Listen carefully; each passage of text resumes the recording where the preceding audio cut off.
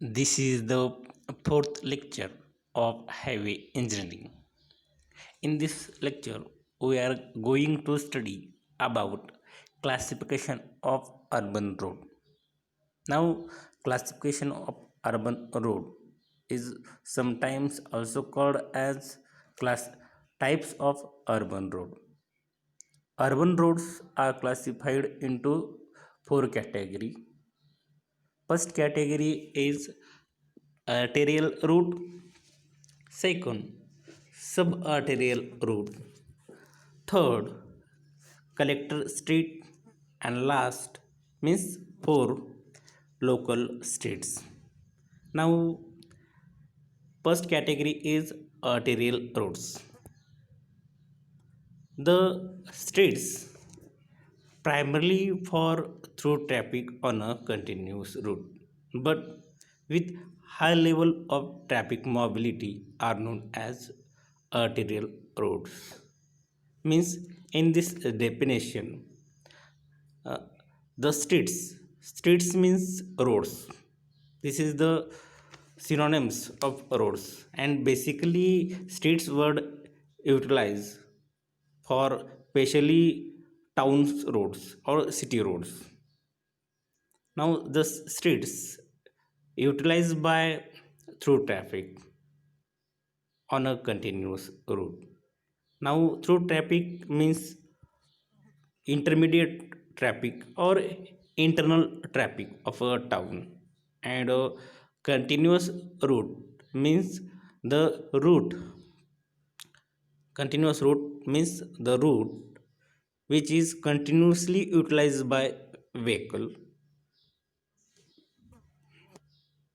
and high level of traffic mobility means speed of vehicle also is more at particular road. So we can say as a arterial road. Suppose this is the city perimeter and this is the road, and traffic moving through the town means internal traffic of city. Due to this traffic is called as through traffic, and continuous route means the route which is continuously utilized by vehicle. So due to this we are saying continuous route. And also on this road have high level of traffic mobility. High level of traffic mobility means speed also is more on this road. Now second definition is subarterial roads. Now in arterial roads and subarterial roads definition, only difference is that speed of vehicle. In in case of arterial road, speed is more means high level of traffic mobility. म्हणजे जे काही आर्टियर road होती त्याच्यामध्ये जी काही वाहनांची speed होती, वेग होता, तो कसा होता, जास्त होता, उच्च लेवलचा त्याच्यामध्ये वेग होता. जी काही रहदारी होती आणखी त्याच्यामध्ये जास्त प्रमाणात होती. पण जे काही सब आर्टियर रोड आहे त्याच्यामध्ये काय आहे, तुमचं जे काही ट्रॅफिक मॉबिलिटी आहे म्हणजे जी काही वाहनाची स्पीड आहे किंवा वाहनाची जी काही वर्दळ आहे त्या रूटवरती कमी आहे. अशा ठिकाणच्या रोडला काय म्हणलं जातं, अशा प्रकारच्या रोडला सब आर्टिरियल रोड म्हणलं जातं. लक्षात. तर आता हा रोड सिमिलर आहे आर्टिरियल रोडसारखा, पण याच्यामध्ये फक्त डिफरन्स काय आहे या दोन्हीमधला, जी काही स्पीड आहे सब आर्टिरियल रोडवरती तो कसा आहे, कमी आहे कुणाच्या तुलनेत, आर्टिरियल रोडच्या तुलनेत. म्हणून याला आपण काय म्हणलेलं आहे, सब आर्टिरियल रोड्स म्हणलेला आहे. आता जो नेक्स्ट जो काही टाईप आहे तो आहे आपला कलेक्टर स्ट्रीट्स. कलेक्टर स्ट्रीट्स म्हणजे काय, collector roads. The streets which provide access to the arterial streets and they collect and distribute traffic from and to local streets is known as collector streets. आता जे काही collector street आहे कधी म्हणणार, आता हे तो आपला आर्टिलर रोड आहे, आलं लक्षात. आता हे आपला आर्टिलर रोड आहे आणि हे आपला लोकल रोड आहे. हा आर्टिलर रोड, हा कलेक्टर रोड आणि हा लोकल रोड. आता कलेक्टर स्ट्रीट कधी म्हणायचं, जो रस्ता आर्टिलर रोडला कनेक्ट केलेला आहे, हा आर्टिलर रोडला कनेक्ट केलेला आहे. आणि आणखी काय कंडिशन आहे, जो रस्ता लोकल स्ट्रीटला पण कनेक्ट केलेला आहे. मग अशा प्रकारचा जो काही रस्ता असेल त्याला कलेक्टर स्ट्रीट म्हणायचं. मग आणखी त्यामध्ये काय केलेलं आहे, म्हणजे हे कनेक्ट केलं म्हणजे काय झालं, या ठिकाणी आपल्याला जो आर्टिलर रूट आणि कलेक्टर स्ट्रीट काय केलं, एकमेकांना कनेक्ट केलेलं आहे. म्हणजे त्या ठिकाणी ॲक्सेस प्रोव्हाइड केलेला आहे. म्हणजे आपण कलेक्टर स्ट्रीटवरून आपण सहजरित्या आर्टिलर रोडवरती जाऊ शकतो. म्हणून त्या ठिकाणी काय केलं आहे, ॲक्सेस प्रोव्हाइड केलं गेलं म्हणलं जातं त्याला. लक्षात, हे दोन कनेक्ट केल्यामुळं ह्या कनेक्टेड स्ट्रीटवरून आपण आर्टिलर रोडवरती सहजरित्या जाऊ शकतो, कारण ह्या दोघा ठिकाणी हे कनेक्शन आहे. लक्षात, हे काय कनेक्शन आहे या दोघांच्यामध्ये. मग आणखी सेकंड कंडिशन काय आहे, जो काही कलेक्टर रोड आहे तो आणखी लोकल स्ट्रीटला देखील कनेक्ट केलेला आहे. मग अशा प्रकारचा जो रोड असेल, जो की तुमचा आर्टिलर रोडला पण कनेक्ट केलेला आहे आणि लोकल स्ट्रीटला पण कनेक्ट केलेला आहे, अशा प्रकारच्या रोडला काय म्हणलं जातं, कलेक्टर स्ट्रीट्स म्हणलं जातं. आणि जी काही कलेक्टर स्ट्रीट आहे त्यामध्ये काय करतो, जो काही ट्रॅफिक आहे ते लोकल स्ट्रीटवरून ट्रॅफिक स्वतःकडे घेतो, किंवा जे ह्या स्ट्रीटवरची जी काही ट्रॅफिक आहे ते ट्रॅफिक लोकल स्ट्रीटकडे डिस्ट्रीब्यूट करतो. हे अशा प्रकारचं देवाणघेवाणचं काम कोण करतो, हा कलेक्टर स्ट्रीट करतो. म्हणून काय म्हणलं आहे, जो रस्ता जे स्वतःकडील जे काही रस्ता आहे तो काय करतो, लोकल स्ट्रीटकडून ट्रॅफिक घेतो पण आणि त्याच्यावरकडं ट्रॅफिक डिस्ट्रीब्यूट करतो पण. अशा प्रकारच्या रोडला ह्या ठिकाणी कलेक्टर स्ट्रीट म्हणलं जातं.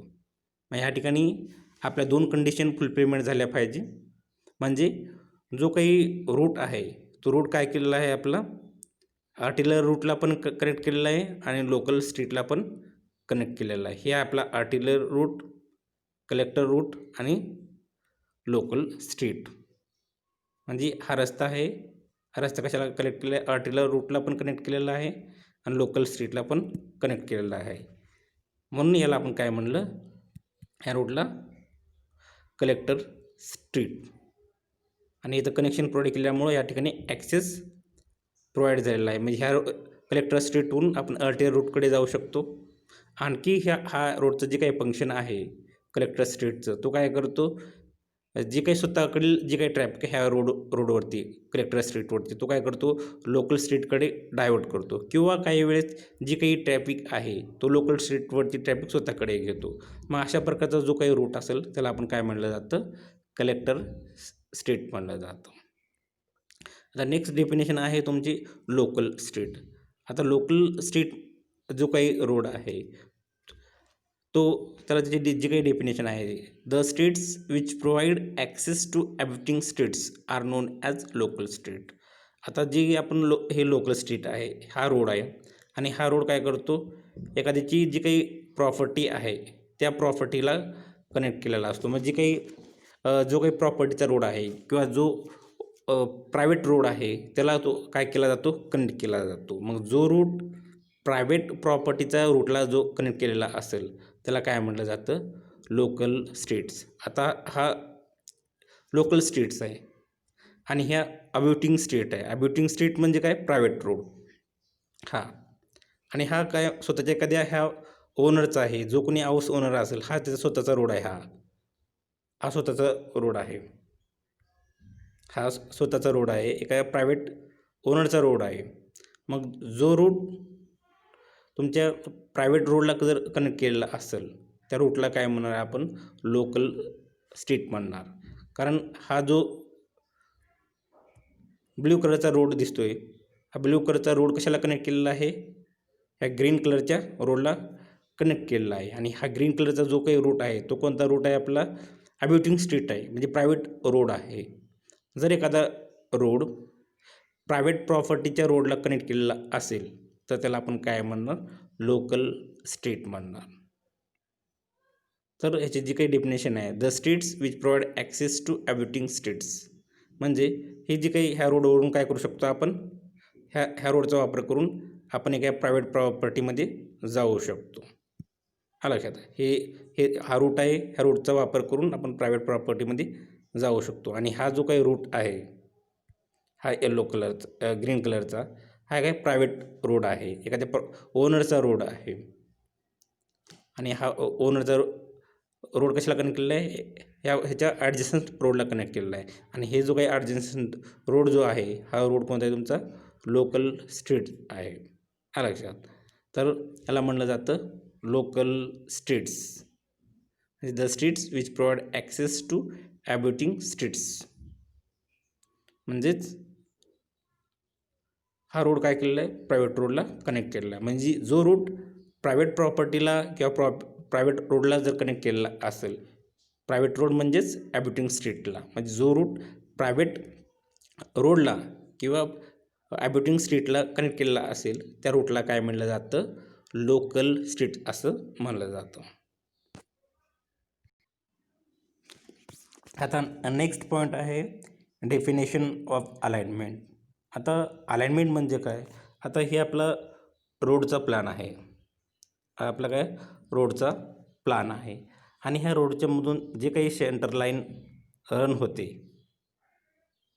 ह्या सेंटर लाईनला काय म्हणलं जातं, अलाइनमेंट म्हणलं जातं. आता ही जे काही रेक्टँग्युलर दिसतंय, हे आपला रोडचा प्लॅन आहे. आपण वरून बघतोय, जो काही रोड आहे, वरून बघितल्यानंतर आपल्याला असा चौकोनी दिसेल रोड तुमचा, आलं का. आणि हे जे काही रोड आहे, ह्याच्यामधून जे काही सेंटर लाईन रन होते, त्या सेंटर लाईनला म्हणलं जातं अलाइनमेंट. ह्याची एकदम सोपी डेफिनेशन आहे, the position occupied by centre line of a road in a plan is called as alignment. तर अलाइनमेंट हे दुसरं तिसरं काही नसून, जे काही ही रोडचा प्लान आहे, जी काही ही रोड आहे, ह्या रोडमधून जी काही सेंटर लाईन रन होते, त्या सेंटर लाईनला म्हणलं जातं अलाइनमेंट. तर ही सोपी डेफिनेशन आहे. आता हा आपला काय आहे, रोड आहे, आणि ह्या रोडच्यामधून काय केलं जातं, सेंटर लाईन रन होते. म्हणजे ही जी काही रोड आहे, ह्या रोडच्यामधून काय झालेलं आहे, एक सेंटर लाईन रन झालेली आहे. तर याला काय म्हणलं जातं, आपण अलाइनमेंट असं म्हणलं जातं. एकदम सोपी डेफिनेशन आहे, the position occupied by centre line of a road in a plan is called as alignment. तर फक्त आपल्या लक्षात काय राहिलं पाहिजे, अलाइनमेंट म्हणजेच काय, सेंटर लाईन ऑफ रोड. आता इथं तुम्हाला ह्या डायग्राममध्ये दिलेला आहे, हा रोड आहे, हे कर्व टाईपचा रोड दिलेला आहे. ह्याच्यामधून काय केलं आहे, तुमची सेंटर लाईन त्या ठिकाणी मार्क झालेली आहे. मग ती सेंटर लाईन काय आहे, तुमची अलाइनमेंट आहे. अशा प्रकारच्या सेंटर लाईनला जी लाईन आहे, जी रोडच्या सेंटरमधून रन होते, हा लक्षात, किंवा जी लाईन त्या रोडच्यामध्ये मार्क केलेली असेल, त्याला आपण काय म्हणलेलं आहे, इथं अलाइनमेंट म्हणलेलं आहे. आता इथं हे जी काही कर्व रोड आहे, त्याच्यामध्ये ही काही तुमची अलाइनमेंट आहे. ह्या ठिकाणी तुम्हाला दिसतं, हे जे काही त्याच्यामध्ये ॲरो करून दाखवलेला देखील आहे, ती काय तुमची अलाइनमेंट आहे. जेव्हा आपण अलाइनमेंट मार्क करतो, अलाइनमेंट मार्क करते वेळेस एकदम केअरफुली अलाइनमेंट मार्क केली पाहिजे. आणि शक्यतो जी काही आपली अलाइनमेंट असली पाहिजे, ती अलाइनमेंट कसं असली पाहिजे, स्ट्रेट असली पाहिजे शक्यतो, आणि शॉर्ट असली पाहिजे. कारण जी काही कॉस्ट आहे रोडची, किंवा मेंटेनन्स आहे, सेफ्टी आहे, इत्यादी जी काही कॉस्ट आहेत येणाऱ्या रोडच्या पुढील भविष्यात, टोटली कशावर अवलंबून आहेत, त्या रोडच्या अलाइनमेंटवर अवलंबून आहेत. अलाइनमेंट म्हणजेच काय, the position occupied by centre line of a road in a plan is called as road alignment. हा लक्षात. एकदा आपण अलाइनमेंट केली, मार्क केली, मग त्या ठिकाणी एकदा रोड कन्स्ट्रक्ट केलं, मग परत ते अलाइनमेंट आपण चेंज करू शकत नाही. कारण एकदा रोड कन्स्ट्रक्ट केल्यानंतर अलाइनमेंट चेंज करणं खूप अवघड आहे. कारण आपण रोड कन्स्ट्रक्ट केलेला असतो, आणि त्या रोडच्या साईडनं डेव्हलपमेंट पण झालेली असते. यामुळं आपण एकदा रोडचं जे काही सेंटर लाईन मार्क केलं, मग पुन्हा आपण त्याला शक्यतो चेंज करू शकत नाही. जर चेंज करायचं झालं असेल, तर आपली कॉस्ट पण काय होते, इन्क्रीजेस होते. म्हणून जी काही रोड अलाइनमेंट आहे, ती केअरफुली सिलेक्ट केली पाहिजे आणि केअरफुली लोकेटेड केली पाहिजे. हे अलाइनमेंटचं मेन फंक्शन आहे. आता नेक्स्ट जो काही पॉईंट आहे, requirements of an ideal road alignment. आता सर्वांनाच माहिती आहे की अलाइनमेंट म्हणजे नेमकं काय आहे. आपण पाठीमागचीच डेफिनेशन पाहिली. जी काही अलाइनमेंट आहे ते आपली अलाइनमेंट काय आहे, position occupied by central line of a road in a plan is called as road alignment. म्हणजे जे काही रोड आहे त्याच्यामधून जी काही सेंट्रल लाईन रन झालेली आहे त्या सेंट्रल लाईनला आपण काय म्हणलेलं आहे, रोड अलाइनमेंट म्हणलेलं आहे. मग ती जी काही रोड अलाइनमेंट आहे ती कशी असली पाहिजे, म्हणजे जी आयडियल रोड अलाइनमेंट म्हणजे काय, आदर्श रोड अलाइनमेंट जी काही सेंट्रल लाईन आहे ती कशी असली पाहिजे. रिक्वायरमेंट म्हणजे काय, त्याची मागणी, म्हणजे जी काही अलाइनमेंट आहे ती कशी असली पाहिजे. तर जी काही अलाइनमेंट आहे ती अलाइनमेंट कशी असली पाहिजे, शॉर्ट असली पाहिजे, easy, safe, economical, utility and natural aspects इत्यादी हे जे काही पॉईंट्स आहेत, हे जे काही अचिव्हमेंट्स आहेत त्याच्यामध्ये कवर झालेली पाहिजे. म्हणजे सुरुवातीचा जो काही पॉईंट आहे आपल्याला, जी काही आपली अलाइनमेंट आहे, आता त्या कसं असली पाहिजे, शॉर्ट असली पाहिजे. आता हे दोन विलेजेस आहेत आणि जर अलाइनमेंट असं कर्व असेल तर काय होईल, रोडची जी काही लेंथ आहे ती लेंथ काय होऊन जाईल, इन्क्रीज होऊन जाईल. आणि याच ठिकाणी जर आपण अलाइनमेंट जर स्ट्रेट मार्क केली, आता हे अलाइनमेंट आहे, ह्याचं नाव देऊ आपण ह्या अलाइनमेंटला ए बी. दुसरी अलाइनमेंट आहे ती पण काय आहे, ए बीच असणार आहे. आता जी काही ग्रीन अलाइनमेंट आहे ती कशी आहे, शॉर्ट अलाइनमेंट आहे. आता दोन विलेज आपण कनेक्ट केलेले आहेत आणि ह्याच्यामध्ये आणि जे इन्क्लाइन अलाइनमेंट आहे त्या इन्क्लाइन अलाइनमेंटमध्ये काय झालेले आहे, आपण तेच दोन टाउन्स किंवा विलेजेस कनेक्ट केलेले आहेत. पण याच्यामध्ये काय झालेलं आहे, जर इन्क्लाइन अलाइनमेंट आपण मार्क केली किंवा कर्व अलाइनमेंट त्या ठिकाणी मार्क केली तर काय होते, रोडची जी काही लेंथ आहे ती रोडची लेंथ वाढते.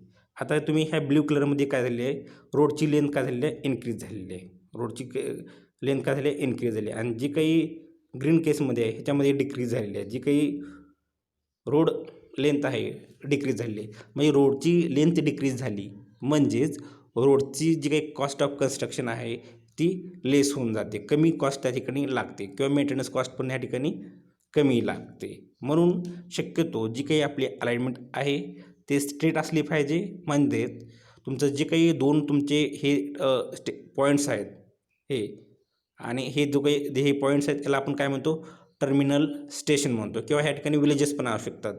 हा लक्षात. मग ह्याच्यामधली जी काही अलाइनमेंट आहे शक्यतो कसं असली पाहिजे, स्ट्रेट असली पाहिजे. स्ट्रेट म्हणजेच शॉर्ट अलाइनमेंट. हा लक्षात. जर शॉर्ट अलाइनमेंट असेल तर त्या ठिकाणी आपली कॉस्ट ऑफ कन्स्ट्रक्शन काय होऊन जाईल, लेस कॉस्ट ऑफ कन्स्ट्रक्शन त्या ठिकाणी रिक्वायर्ड असेल आणि आणखी मेंटेनन्स कॉस्ट जे आहे ते पण या ठिकाणी कमी लागून जाईल. आता शॉर्टमध्ये दिलेलं आहे, in between two terminal station the alignment should be as short as possible. ह्या जे काही दोन पॉईंट्स आहेत, जे मेन स्टेशन आहेत, ह्या दोन्ही ज्या मेन स्टेशनमधलं जे काही अलाइनमेंट असायला पाहिजे ती कसं असली पाहिजे, शॉर्ट असली पाहिजे. शॉर्ट म्हणजेच त्या ठिकाणी स्ट्रेट अलाइनमेंट असली पाहिजे. आणि it should provide economy in cost of construction. म्हणजे short alignment should provide economy in the cost of construction and maintenance.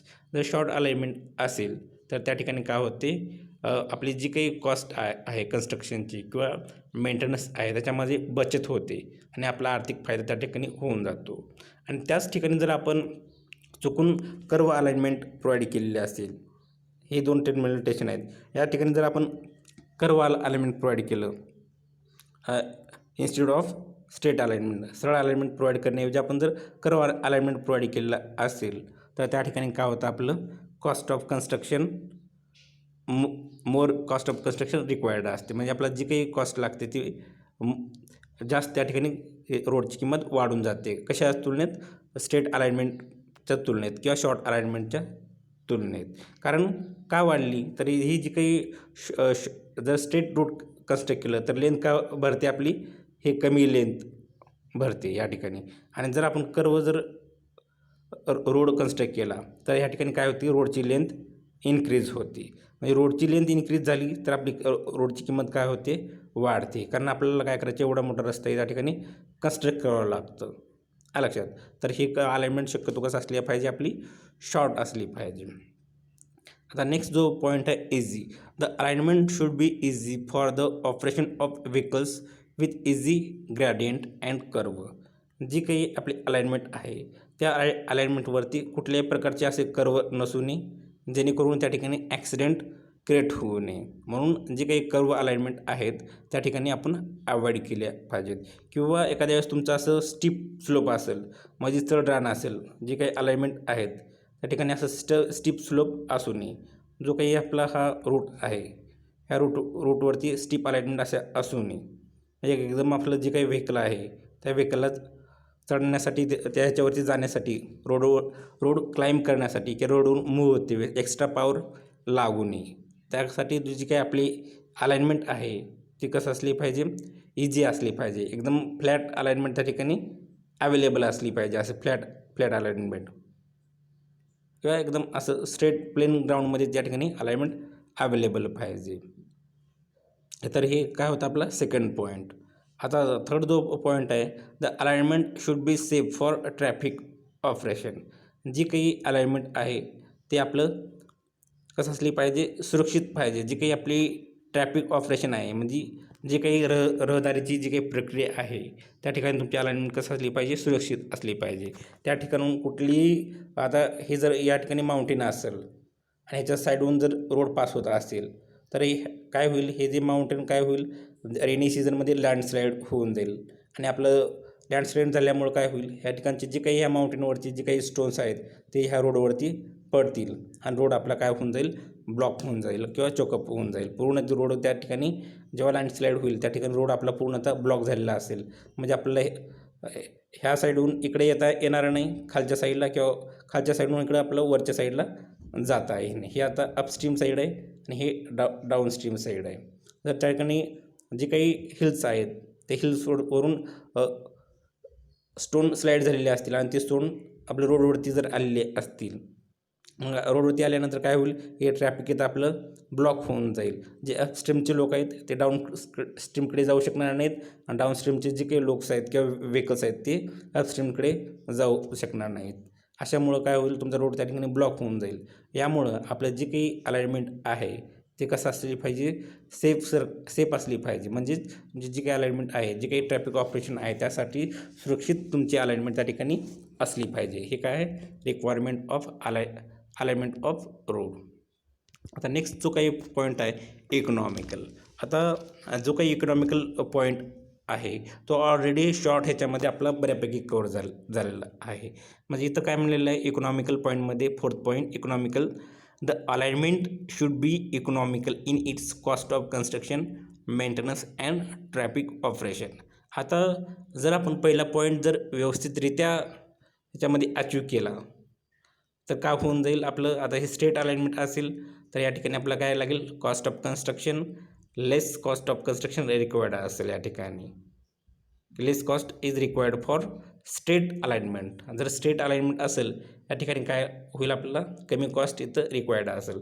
याच्याऐवजीच जर आपल्याला आपण स्ट्रेट कर्व अलाइनमेंट जर कन्स्ट्रक्ट केलेली असेल किंवा प्रोव्हाइड केलेले असेल तर ह्या दोन्हीचे जर हे रेड आणि हे आपलं पिंक,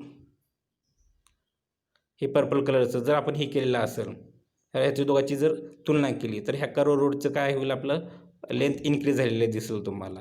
आणि जे काही ह्या रेड कलर आहे याची लेंथ काय असेल, कमी असेल. म्हणून या ठिकाणी काय होईल, आपलं लेस कॉस्ट रिक्वायर्ड असेल, लेस कॉस्ट. आणि इथं काय असेल, मोर कॉस्ट रिक्वायर्ड असेल. कशासाठी, कर्व रोडसाठी.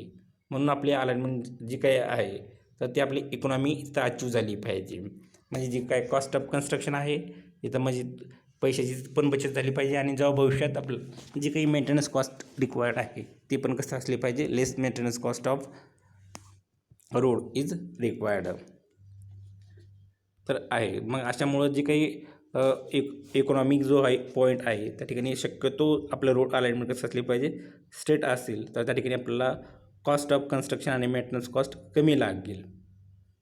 म्हणून त्या ठिकाणी इकॉनॉमी पण अचीव झाली पाहिजे. आता नेक्स्ट पॉईंट आहे तो utility. The alignment should provide maximum utility by connecting important towns and group of villages. आता जे काही अलाइनमेंट आहे, आता त्या ठिकाणी अलाइनमेंट अशा पद्धतीनं मार्क केली पाहिजे की त्या अलाइनमेंटमध्ये नंबर ऑफ विलेजेस किंवा नंबर ऑफ टाउन्स कवर झाली पाहिजेत. आता हे जे काही आपले आता हे ग्रीन पॉईंट जे आहेत हे काय आहेत, विलेजेस आहेत.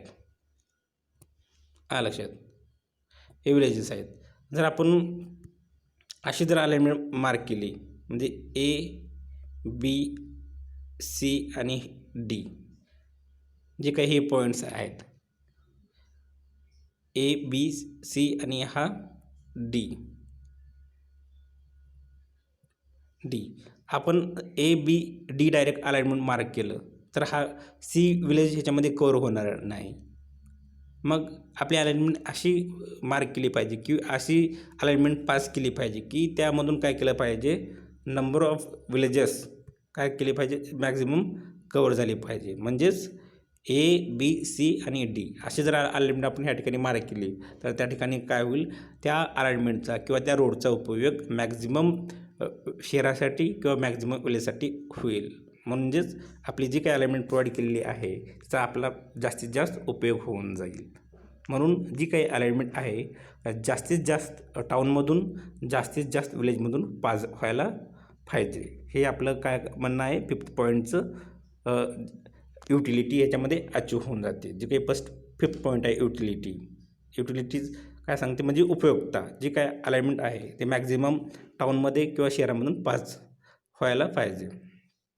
आता नेक्स्ट जो पॉईंट आहे natural aspect. The alignment should pass through the regions of natural beauty scenery to have good natural aspect. आता हे जे काही अलाइनमेंट आहे तर जे काही रोड आहे तो रोड शक्यतो कशा ठिकाणून पास झाला पाहिजे, जी की नैसर्गिक सौंदर्य असेल किंवा दृश्य असेल अशा ठिकाणाहून रोड काय केला पाहिजे, रोडची अलाइनमेंट पास झाली पाहिजे. म्हणजे आपला जेव्हा आपण प्रवास करू तर आपला तो प्रवास करते वेळेस पण कंटाळवाणी नाही झाला पाहिजे. त्याच्यामुळं ज्या ठिकाणून ह्या ज्या रिजनमध्ये अशा प्रकारचं नॅचरल ब्युटी सिनरी अवेलेबल असेल त्या रिजनमधून शक्यतो आपल्या अलाइनमेंट पास झालेली पाहिजे. जर आपण तीच अलाइनमेंट जर बॅरेन लँडमधून जर पास केलेली असेल तर ते काय होईल, त्या तिथून प्रवास करते वेळेस आपल्याला कंटाळवाणी होऊन जाईल. तिथं कुठलेही झाडं नसण्यात किंवा नॅचरल ब्युटी अवेलेबल नसणार आहे, एकदम हॉट विंड त्या ठिकाणी किंवा वॉर्म विंड त्या ठिकाणी फ्लो होत राहत. मग अशा ठिकाणी आपल्याला काय होईल, स्वेटिंग फॉर्मेशन होईल. मग अशा पद्धतीनं काय होईल, मग त्या ठिकाणी तो जो रूट वापरायला लोक काय करतील, अवॉइड करतील. म्हणून जो काही रूट आहे तो रूट कसलं कुठून पास झाला पाहिजे, जो काही रिजन आहे, जो काही प्रदेश आहे लक्षात, त्या प्रदेशामध्ये नॅचरल ब्युटी असली पाहिजे किंवा सिनेरी म्हणजे काही दृश्य म्हणजे जे काही दृश्य आहे त्या ठिकाणी चांगल्या प्रकारे नैसर्गिक दृश्य पण त्या ठिकाणी अवेलेबल असले पाहिजे. तो उदाहरणार्थ झालं तर जे काही ट्री प्लांटेशन आहे अलॉंग द रूट, जे काही रोड आहे तर रोडच्या साईडनं भरपूर ट्रीज अवेलेबल असले पाहिजे, झाडं अवेलेबल पाहिजे. किंवा रेनी सीझनमध्ये जे काही वॉटरफॉल्स आहेत त्या ठिकाणी काय झालेले पाहिजे, वॉटरफॉल्स आपल्याला पाहता आले पाहिजे. अशा ठिकाणचं जी काही नॅचरल ब्युटी आहे त्या ठिकाणून हा रूट पास झालेला पाहिजे. तर हे काय आहेत, requirements of an alignment, ideal road alignment. तर हे साध्या रिक्वायरमेंट आहेत आणि सहज लक्षात राहण्याजोगी आहेत. तर हे आहेत आपल्या requirements of an ideal road alignment. आता जो काही नेक्स्ट पॉईंट आहे, factors affecting alignment of road. आता जे काही फॅक्टर्स आहेत, कोणते कोणते घटक आहेत जे की त्यामुळं आपल्याला अलाइनमेंट आपली रोडची एकतर चेंज करावी लागते किंवा जे काही रूप आहे त्या स्वरूप ते आपल्याला बदलावं लागतं. ज्या ज्या घटकामुळं आपले जे अलाइनमेंट आहे ते अलाइनमेंट आपल्याला त्या ठिकाणी एकतर कर्व प्रोव्हाइड करावं लागतं किंवा त्याची डायरेक्शन चेंज करावी लागते किंवा व्हर्टिकल डायरेक्शन त्याची चेंज करावं लागते. मग असे कोणते कोणते घटक आहेत जेणेकरून आपल्या अलाइनमेंटवरती त्याचा इम्पॅक्ट किंवा परिणाम होतो. त्यामुळं आपल्याला त्या अलाइनमेंटमध्ये चेंज करणं भाग पडतं किंवा गरजेचं पडतं. मग असे कोणते फॅक्टर्स आहेत जेणेकरून जी काही आपली अलाइनमेंट आहे त्या अलाइनमेंटवरती हे आघात करतात? तर त्याच्यामध्ये जवळपास 15 पॉईंट्स आहेत, म्हणजे जे फॅक्टर्स आहेत त्यामुळं आपल्याला काय करावं लागते, आपल्या अलाइनमेंटमध्ये बदल करावा लागतो. तर आता कोणते कोणते फॅक्टर आहेत ते बघू आपण. तर first factor, need of traffic, purpose and class of road, obligatory points, curve, gradient, side distance, number of drainage crossing, railway and river crossing, obstruction, formation bed, earthwork, availability of labor and material, existing right of way, lengthy straight route, aesthetical aspect. These are the factors which affects on alignment of roads. हे काय आहेत, factors आहेत. यामुळं आपल्याला काय करावं लागतो, आपल्या अलाइनमेंटमध्ये बदल करावा लागतो. मग हे आपण डिटेलमध्ये बघू. म्हणजे ह्याच्यामुळं काय होतं, आपल्या अलाइनमेंटमध्ये आपल्याला चेंज करणं किंवा त्याला आपण बदल करणं भाग पडतं. म्हणून याला आपण काय म्हणलं आहे, फॅक्टर्स म्हणलेलं आहे. हे जे काही पॉईंट्स आहेत, जे काही मुद्दे आहेत, यामुळं काय होतं, आपल्याला आपल्या अलाइनमेंटवरती हे काय करतात, आघात करतात. आघात करणे म्हणजे थोडक्यात इथं आपले अलाइनमेंट आपल्याला बदलणं गरजेचं पडतं. तर फर्स्ट पॉईंट काय आहे, नीड ऑफ ट्रॅफिक. आता नीड ऑफ ट्रॅफिकमध्ये जी काही अलाइनमेंट आपण मार्क करणार आहे, हा लक्षात. तर ती अलाइनमेंट कशी असली पाहिजे, जी की आपण ज्या प्रकारची त्या ठिकाणी ट्रॅफिक मूव्ह होणार आहे त्याला कसं असली पाहिजे, मॅच झाली पाहिजे. म्हणजेच alignment should suit need of traffic. जी काही ट्रॅफिकची मागणी आहे त्या ट्रॅफिकची मागणी ह्या अलाइनमेंटमुळं फुलफिलमेंट झालेली पाहिजे. जर आता उदाहरण जर द्यायचं झालं, आता आपल्याला फास्ट मुव्हिंगसाठी ट्रॅफिक अलाइनमेंट प्रोव्हाइड करायची आहे, तर त्या ठिकाणी कर्व अलाइनमेंट प्रोव्हाइड करून चालणार नाही. कारण फास्ट जर कर्व अलाइनमेंट प्रोव्हाइड केलं आणि ते जर फास्ट मुव्हिंग व्हेकलसाठी युटिलाइज करायचं झालं असेल तर कर्ववरती आपल्याला व्हेकल काय करावं लागेल, स्पीड कमी करावं लागतं. म्हणजे काय होतं, विरुद्ध बास होतो. म्हणून त्या ठिकाणी शक्यतो जेव्हा आपल्याला फास्ट मुव्हिंगसाठी रोड किंवा अलाइनमेंट प्लेस करायची असेल तर त्या ठिकाणी शक्यतो आपली जी काय अलाइनमेंट असली पाहिजे ती कसं असली पाहिजे, स्ट्रेट असली पाहिजे.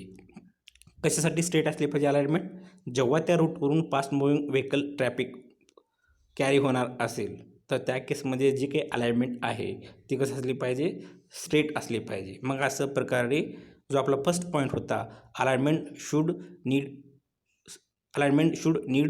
Need of traffic.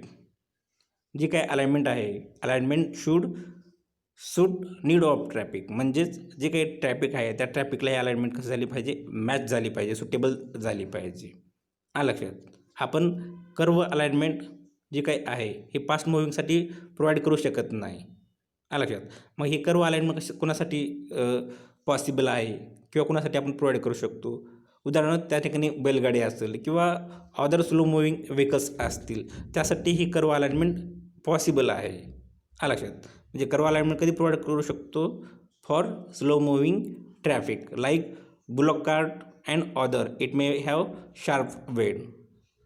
आणि जे काही स्ट्रेट अलाइनमेंट आहे ते स्ट्रेट अलाइनमेंट कोणासाठी प्रोव्हाइड करू शकतो, फॉर फास्ट मुव्हिंग ट्रॅफिक. ह्या स्ट्रेट अलाइनमेंट फास्ट मुव्हिंग ट्रॅफिकसाठी स्ट्रेट अलाइनमेंट रिक्वायर्ड आहे. हे झालं नीड ऑफ ट्रॅफिक. आता याच्यामध्ये जो सेकंड पॉईंट आहे, purpose and class of road. आता त्याच्यामध्ये दिलेलं आहे, the alignment should be selected according to purpose and class of road. The national highway connecting important towns should be kept perfectly straight as far as possible. On the other hand, alignment of category of road can be deviated when straight alignment is not feasible. आता एखादा तुमचा एकदम standard road असेल, standard road म्हणजे काय, तुमचं national highway असेल, state highway असेल, ह्यासाठी जी काही स्पीड असते या रोडवरती व्हेकलची, तर ती जी काही स्पीड आहे 80 to 100 km/h इतकं इथं त्या ठिकाणी स्पीड त्या रोडवरती असतो. मग अशा प्रकारच्या रोडला शक्यतो जी काही अलाइनमेंट असायला पाहिजे ते शक्यतो कसं असली पाहिजे, स्ट्रेटच असली पाहिजे. त्या ठिकाणी नॅशनल हायवे जर एक्झिस्ट असेल तर किंवा उपलब्ध असेल तर जे काही दोन स्टेशन्स इम्पॉर्टंट टाउन्स असतील किंवा दोन टर्मिनल स्टेशन असतील, यांच्या दरम्यानची जी काही अलाइनमेंट आहे ते कसं असली पाहिजे, शक्यतो स्ट्रेटच असली पाहिजे.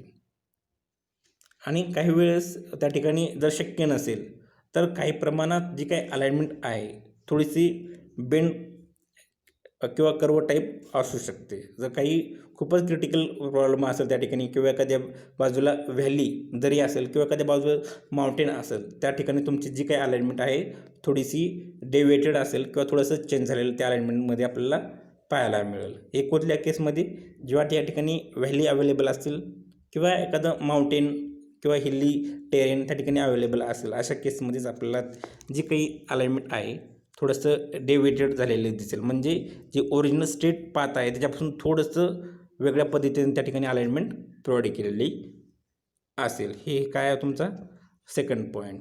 आता जो काही थर्ड पॉईंट आहे, ऑब्लिगेटरी पॉईंट्स. आता जी काही अलाइनमेंट आहे ते कसं झाली पाहिजे, पास झाली पाहिजे. कुठून पास झाली पाहिजे, ऑब्लिगेटरी पॉईंट्स. आता ऑब्लिगेटरी पॉईंट्स म्हणजे काय, जे काही तुमचे इंटरमिडिएट इम्पॉर्टंट टाउन्स असतील किंवा ग्रुप ऑफ विलेजेस असतील किंवा कमर्शियल एरिया असेल किंवा पॉलिटिकल सेंटर असेल, मिलिटरी सेंटर असेल किंवा कॅम्प असेल किंवा सोशल इम्पॉर्टंट प्लेसेस असतील, असे जे काही ऑब्लिगेटरी पॉईंट्स आहेत. म्हणजे ऑब्लिगेटरी पॉईंट म्हणून दुसरं तिसरं काय नसून जे काही तुम्ही ह्याच्यामध्ये इम्पॉर्टन्स टाउन्स म्हणलं तुम्हाला किंवा ग्रुप ऑफ विलेजेस असतील किंवा कमर्शियल एरिया असेल किंवा पॉलिटिकल सेंटर असेल, अशा पद्धतीचे जे काही डिफरंट सेंटर्स आहेत किंवा मिलिटरी कॅम्प असेल किंवा सोशल इम्पॉर्टन्स सेंटर असेल, एखाद्या वेळेस तुमचं कॉलेज असेल, असे डिफरंट काय असतात त्या अलाइनमेंटवरती ऑब्लिगेटरी पॉईंट्स असतात. मग शक्यतो जो काही रोड आहे त्या ऑब्लिगेटरी पॉईंटमधून पास झालेला पाहिजे. आता उदाहरणार्थ घ्यायचं झालं असेल तर आता आपण समजू ही आपले काय आहेत ऑब्लिगेटरी पॉईंट्स आहेत. जे काही मी हे ब्ल्यू हे करतो तुम्हाला, हे काय ऑब्लिगेटरी पॉईंट्स आहेत. तर आता ऑब्लिगेटरी पॉईंट असल्यामुळं आपण शक्यतो आपलं कंडिशन काय असते, आपलं जो काही रूट आहे तो रूट कसा असला पाहिजे, स्ट्रेट असला पाहिजे. जर आपण असं स्ट्रेट रूट आपण जर मार्क केला आणि हे ABCD आणि E, आता ह्याच्यामध्ये डी पॉईंट कव्हर होत नाही आणि तो जर इम्पॉर्टंट पॉईंट असेल किंवा इम्पॉर्टंट विलेजेस असेल किंवा लार्ज पॉप्युलेशनचं टाऊन असेल, मग ते टाऊन आपल्या ह्या अलाइनमेंटमध्ये सोडून चालणार नाही. मग त्यासाठी आपल्याला काय करावं लागेल, आपली अलाइनमेंट चेंज करणं गरजेचं पडतं. म्हणजे हे काय झालं, ह्या अलाइनमेंटसाठी हे जे काही टाऊन असेल किंवा विलेज असेल, ह्या ठिकाणी भरपूर माणसे राहतात किंवा पीपल्स स्टे करतात ह्या ठिकाणी किंवा लार्ज पॉप्युलेशन मोठ्या प्रमाणात लोकसंख्या असलेलं हे गाव असेल, तर हे गाव आपल्याला सोडून चालणार नाही. हे गाव केलं पाहिजे ह्या अलाइनमेंटमध्ये किंवा ह्या रोडवरती आलं पाहिजे. मग अशा केसमुळं मग ह्या अलाइनमेंटसाठी हे पॉईंट कोणता होईल, ऑब्लिगेटरी पॉईंट. कारण हे इम्पॉर्टंट टाऊन आहे. इम्पॉर्टंट टाऊन का आहे, याची जी काही पॉप्युलेशन आहे, जी काही लोकसंख्या आहे ती मोठ्या प्रमाणात आहे आणि हे गाव असं सोडून चालणार नाही. ते गाव पण काय केलं पाहिजे, या रूटवरती आलं पाहिजे. आलं लक्षात. म्हणून या केसमध्ये जी काही आपली अलाइनमेंट आहे आपलं काय करणं पडतं, चेंज करणं पडतं. मग आपली अलाइनमेंट कसं होईल, असं कर्व अलाइनमेंट आपली इथून झालेलं आपल्याला दिसून येईल. म्हणजे ABCDE अशा प्रकारचे ही जी न्यू रूट आहे, हा न्यू रूट त्या ठिकाणी आपल्याला तयार झालेला दिसेल. मग हे आपलं काय झालं, नवीन अलाइनमेंट होतं. जे काही आपण सुरुवातीला काय केलं होतं, जे काही ABC आणि E हे आपली कोणती अलाइनमेंट होती, प्रपोज अलाइनमेंट होती. लक्षात. म्हणजे प्रस्तावित अलाइनमेंट होती ABC आणि D. म्हणजे ही अलाइनमेंट काय होती आपली प्रपोज अलाइनमेंट होती. पण ही अलाइनमेंट आपल्याला ABCDE का करावं लागलं, कारण एक ऑब्लिगेटरी पॉईंट होता, ते ABCE या रूटमध्ये कव्हर होत नव्हता, म्हणून आपल्याला काय करावं लागेल, आपलं अलाइनमेंट चेंज करावं लागलं. त्याच्यामुळं चेंज का करावं लागलं, तर हा D पॉईंट काय आहे, तुमचा इम्पॉर्टंट टाऊन असेल, इम्पॉर्टंट विलेज असेल, किंवा एखादं सेंटर असेल, किंवा एखादा कमर्शियल एरिया असेल, यामुळं आपल्याला काय करावं लागलं, आपले अलाइनमेंट आपल्याला चेंज करावं लागलं.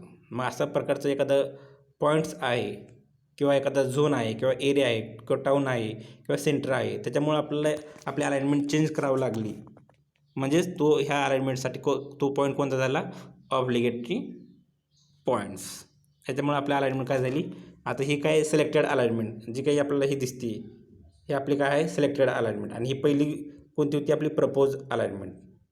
हा लक्षात. मग आपण शेवटी कोणती अलाइनमेंट सिलेक्ट केली, सिलेक्टेड अलाइनमेंट, त्या अलॉंग द रोड आपण काय करणार, कन्स्ट्रक्ट करणार.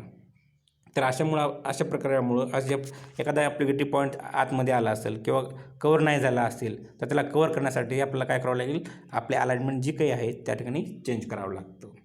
अशामुळं आपल्या ह्या ठिकाणी ह्या अलाइनमेंटची अफेक्ट होतो. नेक्स्ट पॉईंट आपला कर्व. आता जी काही कर्व आहे रोडवरती, तो कर्व कसा असला पाहिजे, फ्लॅट असला पाहिजे. म्हणजे curves must be as flat as possible. It may be necessary to make the adjustment in the horizontal alignment of roads, keeping in view the minimum radius of curve and the transition curve. जो काही first point दिलेला आहे, curves must be as flat as possible.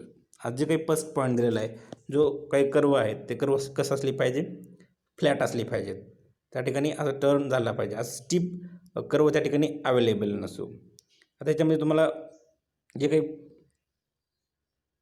आता हे first alignment आहे, याच्यामध्ये curve कसं आहे, एकदम फ्लॅट कर्व आहे, आणि त्या ठिकाणी जे काही मिनिमम रेडियस आहे त्या ठिकाणी अवेलेबल होऊन जाते.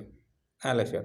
किंवा ट्रान्झिशन कर्व आहे, त्या ठिकाणी काय होऊन जातं, त्या ठिकाणी अवेलेबल होऊन जातो. जर त्या ठिकाणी जर आपण स्टीप अशा प्रकारचा जर कर्व प्रोव्हाइड केला, तर त्या ठिकाणी जे काही व्हेकल्स आहेत त्यांना टर्निंग करण्यासाठी खूप डिफिकल्ट प्रॉब्लेम क्रिएट होत. जर शक्यतो त्या ठिकाणी आपली व्हेकल टर्न करायला भरपूर आपल्याला त्या ठिकाणी कसरत करावी लागते. मग अशा प्रकारची जी काही अलाइनमेंट आहे त्या ठिकाणी अवॉइड करायचे, आणि आपलं जे काही अलाइनमेंट आहे एकदम स्टीप किंवा स्मूथ कर्व त्या ठिकाणी अवेलेबल पाहिजे on the road alignment.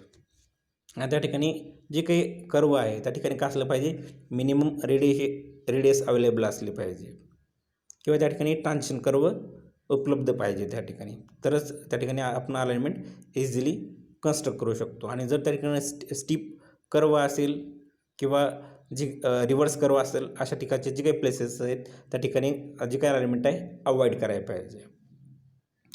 Next जो पॉईंट आहे ग्रॅडियंट. आता ग्रॅडियंट म्हणजे काय, स्लोप. आणि जो काही स्लोप आहे तो स्लोप कसा असला पाहिजे, एकदम फ्लॅट स्लोप असला पाहिजे. असं फ्लॅट स्लोप, हा एकदम स्टीप स्लोप त्या ठिकाणी रोडवरती नसू नये. जर स्टीप स्लोप असेल तर मग जी काही व्हेकल्स आहेत, मग त्यांचं जे काही मोर पॉवर त्या ठिकाणी त्यांना रिक्वायर्ड असते जेव्हा ह्या स्लोपकडे जाते वेळेस.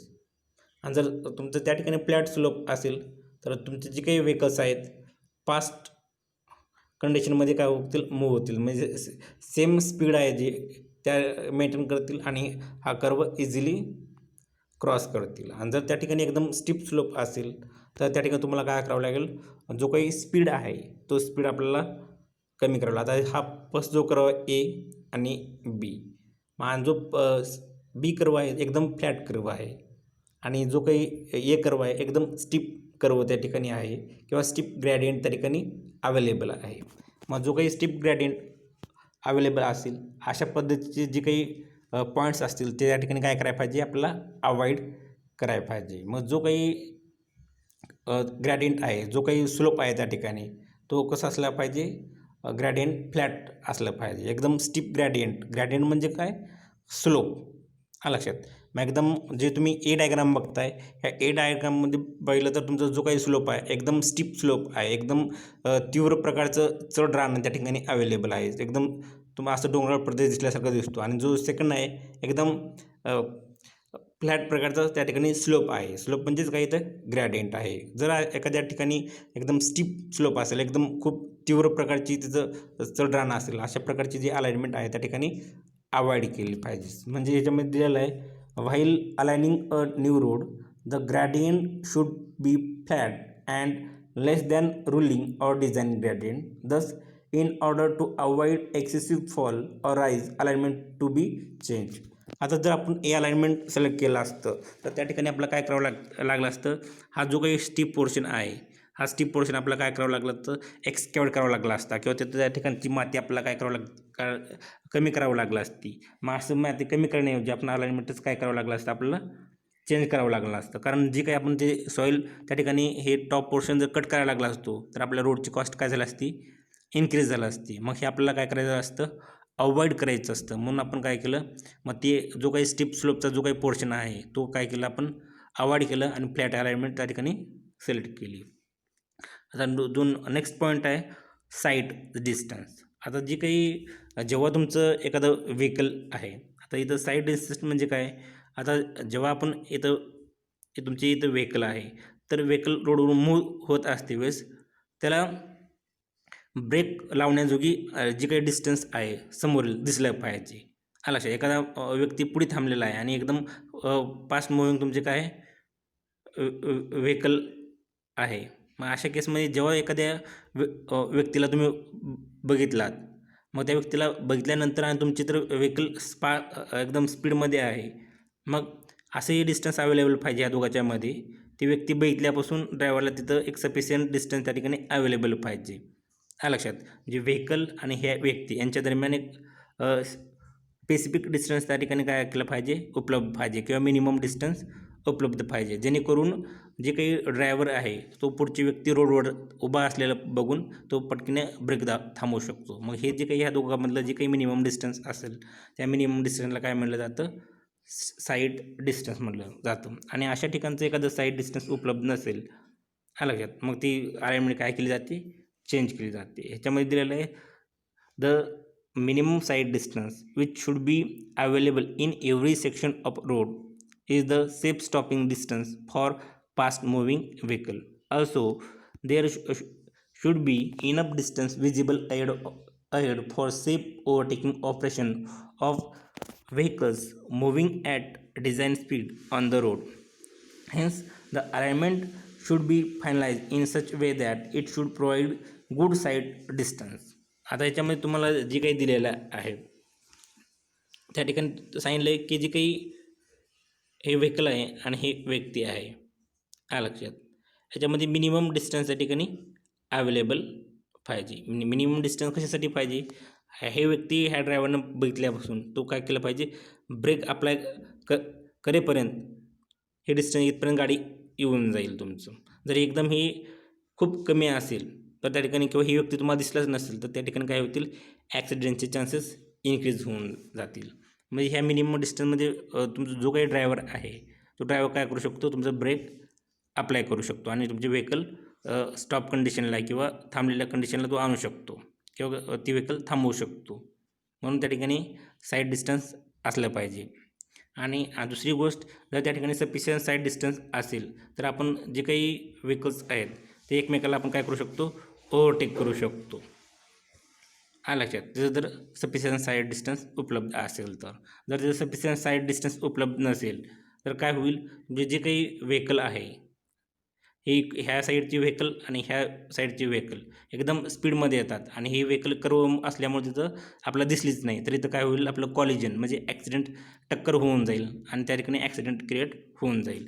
म्हणून जे काही रोड आहे त्या ठिकाणी सफिशियंट साईड डिस्टन्स अवेलेबल पाहिजे. सफिशियंट साईड डिस्टन्स असेल तर ही पुढची काय होईल, समोरासमोरील येणाऱ्या जे काही व्हेकल्स आहेत ते आपलं काय होतील, ह्या केसमध्ये आपल्याला सहज दिसून येतं. हे जी काही डायग्राम ड्रॉ केलेलं आहे या डायग्राममध्ये तुम्हाला समोरासमोर जे काही व्हेकल्स आहेत ते एकमेकाला दिसतात. मग अशा केसमध्ये काय होतं, ॲक्सिडेंट प्रिव्हेंट होतो, म्हणजे ॲक्सिडेंट टाळता येतो स्पीड कमी करून या ठिकाणी ओव्हरटेक करता येतं. आणि जेच कर्वमध्ये आपण आपले व्हेकल एकमेकाला दिसत नाहीत, मग त्या ठिकाणी कॉलिजनचे जे काही म्हणजे एकमेकाचं जे काही ॲक्सिडेंट होण्याचे चान्सेस काय होतात, इन्क्रीज होतात. मग अशा प्रकारचं जे काही साईड डिस्टन्स ज्या ठिकाणी उपलब्ध नसेल तर त्या प्रकारचे रोड्स किंवा अलाइनमेंट प्रिव्हेंट केली पाहिजे किंवा टाळली पाहिजे किंवा ती सिलेक्ट नाही करायला पाहिजे. तर हे साईड डिस्टन्सचं म्हणणं आहे. आता जो काही नेक्स्ट पॉईंट आहे, नंबर ऑफ ड्रेनेज क्रॉसिंग. आता आपला अलाइनमेंट सिलेक्ट करायची आहे आणि ही अलाइनमेंट सिलेक्ट केलेली आहे आणि याच्यावर नंबर ऑफ क्रॉसिंग असतील. म्हणजे नंबर ऑफ क्रॉसिंग म्हणजे आता ही आपली परत काढू डायग्राम. हे आपलं काय रोड आणि हे काय आपलं इथं ड्रेनेज असेल, हे रिव्हर असेल, कॅनल असेल. आता या ठिकाणी आपल्याला दिसतात नंबर ऑफ क्रॉसिंग 1 2 3. हे 1 2 आणि 3. मग इथं स्ट्रीम असेल, इथं कॅनल असेल, इथं रिव्हर असेल. मग या केसमध्ये काय करावं लागेल, याच्यावरून जर आपला रोड पास करायचा झाला असेल तर या ठिकाणी आपल्याला काय करावं लागेल, ब्रिज कन्स्ट्रक्ट करावं लागेल. मग ब्रिज कन्स्ट्रक्ट करायचं झालं तर ते काय होईल, तुमच्या रोडची कॉस्ट काय होईल, इन्क्रीज होऊन जाईल. म्हणजे तुमचा रोड अशा पद्धतीने सिलेक्ट, जे काही अलाइनमेंट आहे अशा पद्धतीने सिलेक्ट केलेलं पाहिजे. जेव्हा आपण अलाइनमेंट प्लेस करतो त्या ठिकाणी नंबर ऑफ क्रॉसिंग जे काय आहेत ड्रेनेजच्या ते त्या ठिकाणी कमीत कमी असले पाहिजे. जर maximum number of drainage crossing असतील तर त्या ठिकाणी आपल्याला अलाइनमेंट काय करावं लागेल, चेंज करावं लागेल. अशा पद्धतीने त्या ठिकाणी अलाइनमेंटवरती अफेक्ट होऊन जातो. आणि या ठिकाणी नंबर ऑफ ड्रेनेज क्रॉसिंग जर मोर असतील तर आपलं काय होतं, रोडची कॉस्ट देखील वाढून जाते. मग हे आपल्याला परवडण्याजोगी नाही. म्हणून ह्या रोड काय करावं लागेल, ज्या ठिकाणी maximum number of drainage crossing असतील अशा ठिकाणचं रोड काय अलाइनमेंट काय करायला पाहिजे, आपल्याला चेंज करायला पाहिजे. मग अलाइनमेंट कशी असली पाहिजे, अलाइनमेंट अशा ठिकाणून पास केली पाहिजे की त्या ठिकाणी minimum number of drainage crossing available पाहिजे. तर हे काय तुमचं 7 पॉईंट कवर होतं त्याच्यामध्ये नंबर ऑफ ड्रेनेज क्रॉसिंग. आता नेक्स्ट पॉईंट आहे रेल्वे अँड रिव्हर क्रॉसिंग. आता त्याच्यामध्ये जे काही अलाइनमेंट आहे तर जी अलाइनमेंट आहे रिव्हरला किंवा रेल्वे लाईनला 90 डिग्रीमध्ये क्रॉस करायला पाहिजे. आता इथं तुम्हाला ह्या डायग्राममध्ये दिलेलं आहे, जे काही तुमचं रिव्हर आहे त्या रिव्हरला जो काही ब्रिज आहे ते 90 डिग्रीमध्ये क्रॉस केलेलं आहे. म्हणजे अशा पद्धतीने आता हे तुमचं रिव्हर असेल तर याच्यामध्ये तुमचा जो काही रोड आहे हे ह्याला 90 डिग्रीमध्ये क्रॉस करायला पाहिजे. तर ह्याचं हे 8 पॉईंटचं असं याचं म्हणणं आहे. आणि जे काही ह्याच्यापेक्षा अदर अँगलनं जर रोड आणि रिव्हर क्रॉस होत असतील तर अशा ठिकाणचे पॉईंट्स काय करायला पाहिजे, अवॉइड करायला पाहिजे. म्हणजेच तुमचं जे काही हा रोड आहे आणि हा हा खालचा आपण हे धरू, रिव्हर धरू आणि हे काय धरू आपण, एक मिनिट, ही रिव्हर आणि हे आपला ब्रिज. जर अदर दॅन राईट अँगल असेल तर त्या ठिकाणी काय करायला पाहिजे, ती साईड कंडिशन अवॉइड करायला पाहिजे. आपल्या अलाइनमेंट त्या ठिकाणी चेंज करायला पाहिजे. म्हणजे आपली कंडिशन काय आहे, जी काही रिव्हर आणि जे काही रोड आहे ते दोघं एकमेकाला काय केलं पाहिजे, 90 डिग्रीमध्ये क्रॉस करायला पाहिजे.